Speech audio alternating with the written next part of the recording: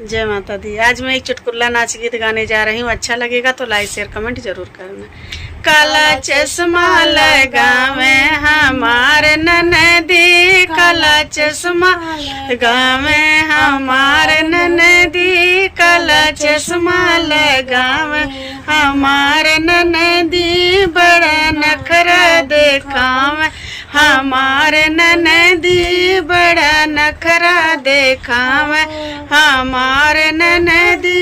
जब मोरे ननदी के दुल्हा घरे आवे, जब मोरे ननदी के दुल्हा घरे आवे, ताक झांक लगावे हमारे ननदी, ताक झांक लगावे हमारे ननदी, काला चश्मा लगावे हमारे ननदी, बड़ा नखरा देखावे हमारे ननदी।